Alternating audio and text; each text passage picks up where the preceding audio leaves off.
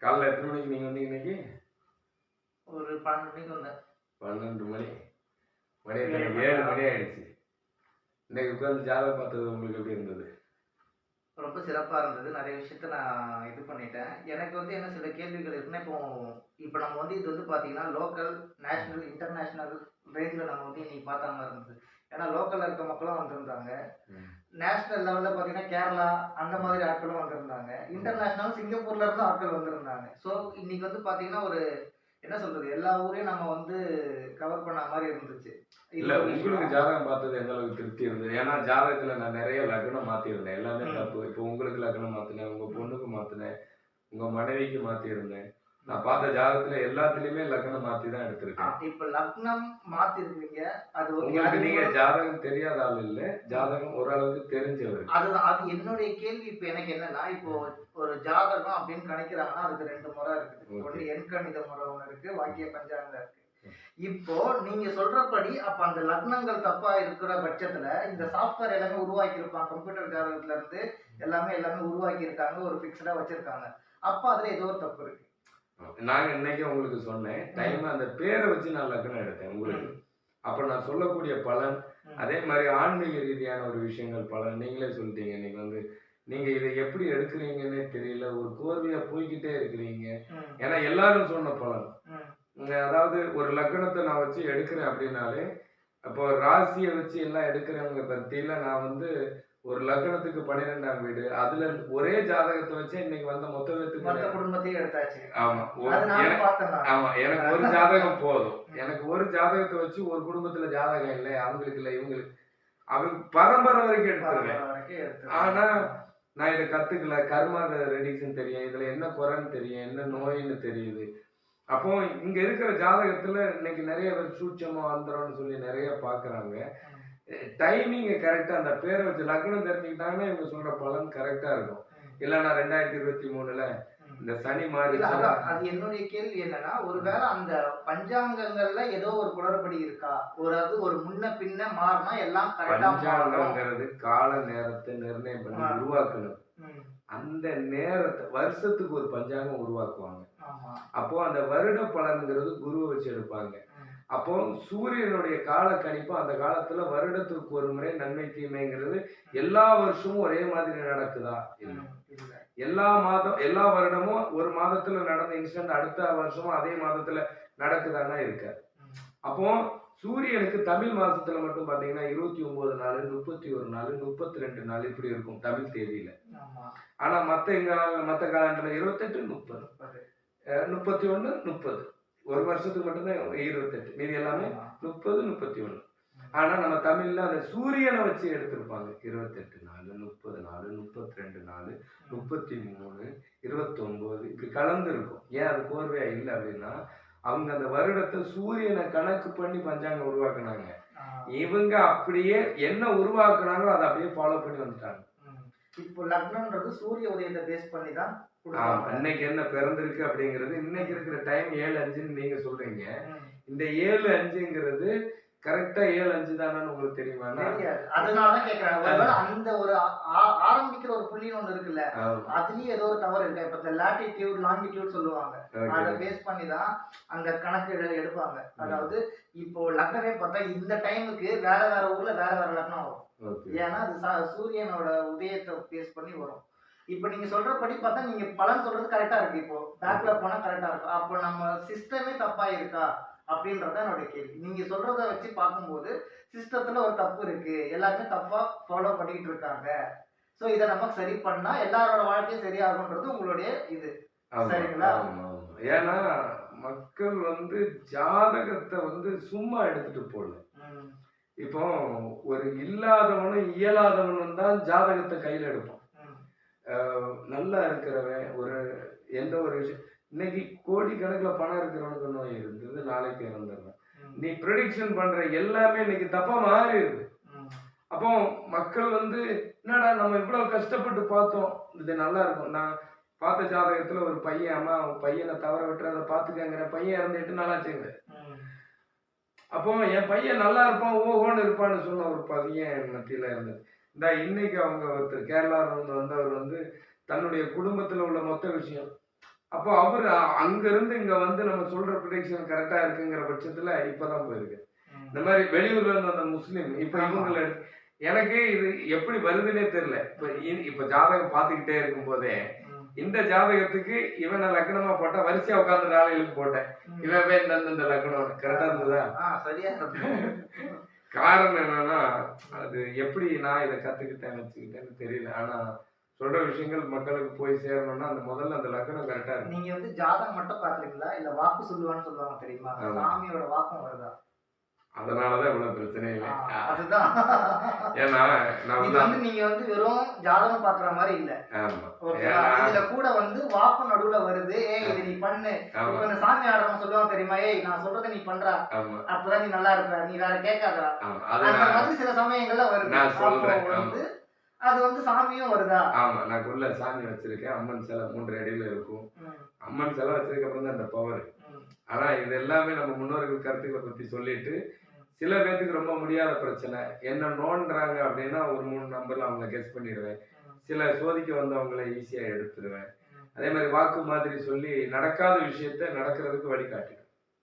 அது இங்க வந்திருக்கா அப்படிங்கிற பட்சத்துல அதனாலதான் நான் போன் அட்டன் பண்ண மாட்டேன். எனக்கு இந்த விஷயத்த பூரா போன்ல எக்ஸ்பிளைன் பண்ண முடியாது.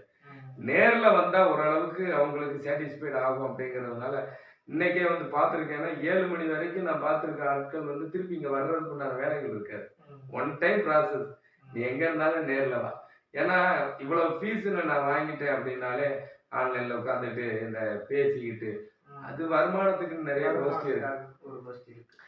சரி, இப்ப இன்னைக்கு நம்ம வந்தவங்க நிறைய பேர் பாத்தீங்கன்னா இப்ப இந்த சனி பயிற்சி குரு பயிற்சி வந்தா நல்லா இருக்கும்னு நம்ம சொல்றோம். ஓகேவா? இதுல எனக்கு ஒரு கேள்வி இருக்கு. என்னன்னா இப்ப பயிற்சின்னு சொல்றாங்கல்ல, சனி பயிற்சி 3 விதமா சொல்றாங்க. இப்ப ஜனவரி 17ல ஒரு வகை சொல்லுவாங்க. அதுக்கப்புறம் ஏப்ரல்ல மாறுன்னு சில பேர் சொல்லுவாங்க. திருநள்ளா சனி பகவானுக்கான கோயில் அங்க வந்து வேற மாதிரி சொல்லுவாங்க பயிற்சி. இத வந்து நீங்க எப்படி எடுத்துக்கிறீங்க? ஒன்னே ஒண்ணுதான். இங்க எந்த பயிற்சிங்கிறது நான் தான் சொன்னேன், அடிப்படை தப்பு. அதுதான் கேக்குறேன். ஒரு லக்னம் எடுத்துட்டீங்கன்னா அந்த லக்னத்துக்கு இப்ப சனி வராது. இப்போ ஒரு லக்னம்னு எடுத்துக்கிட்டீங்கன்னா அந்த லக்னத்துக்கு சனி வராது. 2.5 வருஷம் இருப்பார். ஒரு சனி வரும்போதே சொல்லுவான் உங்களுக்கு 7.5 சனி ஸ்டார்ட், அடுத்து ஜென்ம சனி, அடுத்து பாத சனி.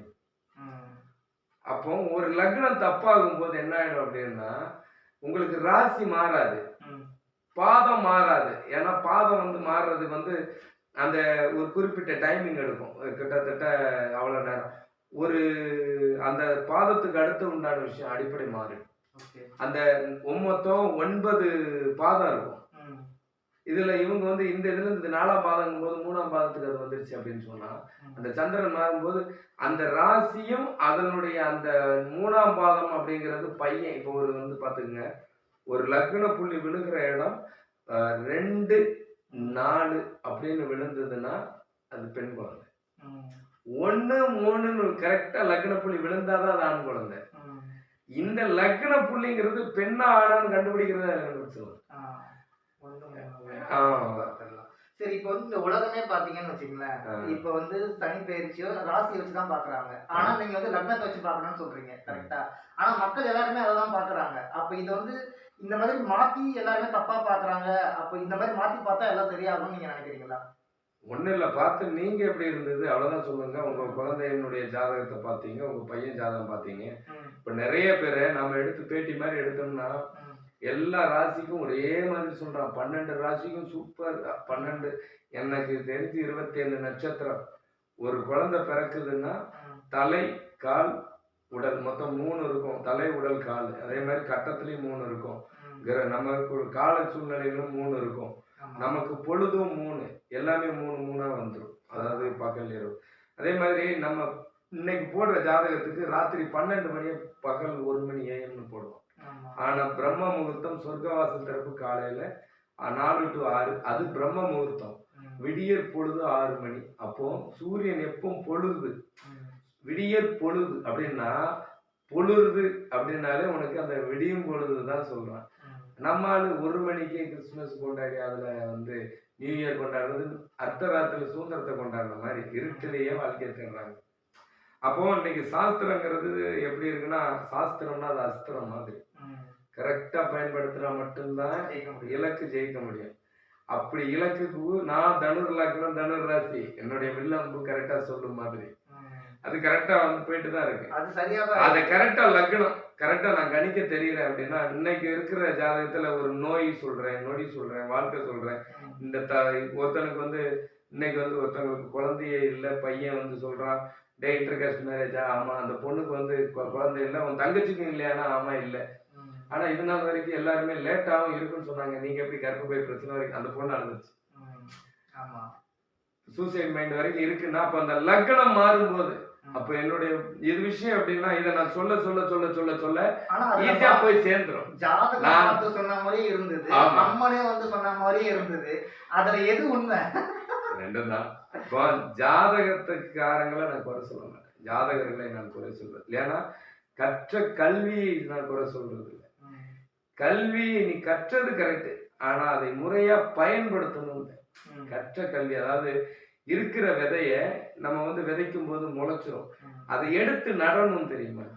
அந்த நடுற விதை இடம் கரெக்டா இருக்கணும் அப்படிங்கிற. அப்போ இவங்க சொல்ற பலன் எல்லாமே கரெக்டா இருக்குன்னா இப்போ உங்களுக்கு ஒரு கட்டம் மாறிடுச்சுனாலே குரு வருட பலன், அப்போ ஒரு வருடத்துக்கு உண்டான பலன் மாறும்.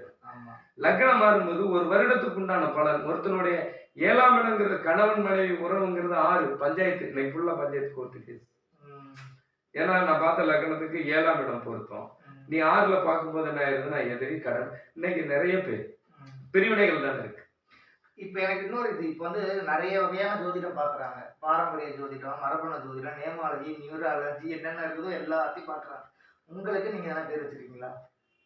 நான் வந்து கர்ணன் யூடியூப் சேனல் ஆரம்பிச்சு ஜாதகத்தை பத்தி பேசணும்லாம் நினைக்கல. பொதுவா நான் பேச ஆரம்பிச்சேன். என்னுடைய இதுல இன்னொன்னு கூட இருக்குது, ஏஎல்பி ஜோதிடம்னு இருக்கு, கேள்விப்பட்டிருக்கீங்களா? தெரியும். அந்த மாதிரி நீங்க பாக்குற முறைக்கு எதனா பேர் வச்சிருக்கீங்களா கேக்குறேன்.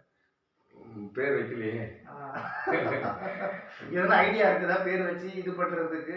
ஒன்னே ஒண்ணுதான், ஜோதிடர்களை மிரட்டு மதிசி மனிதர்னு போடுறாங்க. நான் மிரட்டுறதுக்கு வரல. அவங்க வந்து தன்னை வந்து பேரை வச்சு பெயரியல் ஜோதிடம் வேணா வைக்கணும். இதை வச்சா வந்தா பெயரியல் ஜோதிடம், அம்மன் ஜோதிடம், அம்மன் ஆருடம்னு வைக்கலாம். ஏன்னா இல்ல நீங்க அம்மன் ஆருடம் வச்சு அவர் ஆருடம் பாக்குறதா போடு. இதுல ஜோதிடமும் இருக்கு எல்லாமே. இல்ல நான் எல்லாமே பாத்துருவேன். உனக்கு நியூமராலஜி பண்ணி நான் நியூமராலஜி போயிடுவேன். பேர் ஒருத்தர் சொல்லும் போதே லக்னம் போட்டுடுவேன், நம்பர் சொல்லும் போதே எடுத்துருவேன். நீ ஆருடம் பாத்தீங்கன்னா இந்த டைமுக்கு பிரசனம் போடுறேன்னு சொல்லி நான் அதை எடுத்துருவேன். இப்ப வர்ற டைமுக்கு ஒருத்தர் சட்டை போட்டு வர்றாங்க அந்த கலர்ல எடுப்பேன். ஒருத்தர் பேர் சொன்னா நான் பேர்ல எடுப்பேன். ஜாதகத்தை பார்த்து எடுப்பேன், பார்க்காம எடுப்பேன். அவன் பேருக்கு பக்கத்துல ஒருத்தர் உட்கார்ந்துருக்கான அந்த லக்னத்துக்கு போட்டு அந்த லக்னத்துக்கு எடுப்பேன். எப்போ நான் எப்ப எந்த வழியில எடுக்கிறேன்னு எனக்கே தெரியாது, அவனுக்கு எப்படி தெரியும்? ஆனா நான் சொல்ற விஷயம் பர்ஃபெக்டா இருக்கும். சோ அதாவது ஒரு மனுஷனா பிறந்தானா மொத்த அந்த உறவுகளோட மொத்த கர்மாக்களையும் சேர்த்து அவன் பிறந்திருக்கிறான். அந்த கர்மாக்கு ரிலீஃப் நான் சொல்லுவேன். ஆனா கரெக்டா நீ போயிட்டீங்கன்னா நீ தப்பிச்ச. அப்படி இல்லைன்னா உனக்கு வர வேண்டிய பிரச்சனை ஜாதகத்துல வரும் வராது, இருக்கும் இருக்காது, இதை சொல்லுவான். நீ அதை கேட்டுட்டு போயிட்டே இருக்க வேண்டியதான். ரிலீஃப் வேணும்னா வரும். இப்ப உங்களுக்கு சொன்ன மாதிரி அவங்களுக்கு சொல்லுவேன். ரிலீஃப்ன்றது இப்ப அம்மன் மூலமா கிடைக்குது. இதை தவிர நம்மளோட அந்த குலதெய்வத்தை நான் என்ன சொல்றேன், இப்ப உங்க பூர்வீகத்துக்கு தான் நான் உங்களை அனுப்புறேன். நான் புதுசா இப்ப புதுசா வந்து ஒரு பரிகாரமோ ஒரு ஹோமமோ பல விஷயங்கள சொல்ல, கருத்துக்கள் பூராமே சயின்ஸை சார்ந்து இருக்கும், நடைமுறையை ஒத்து இருக்கும்.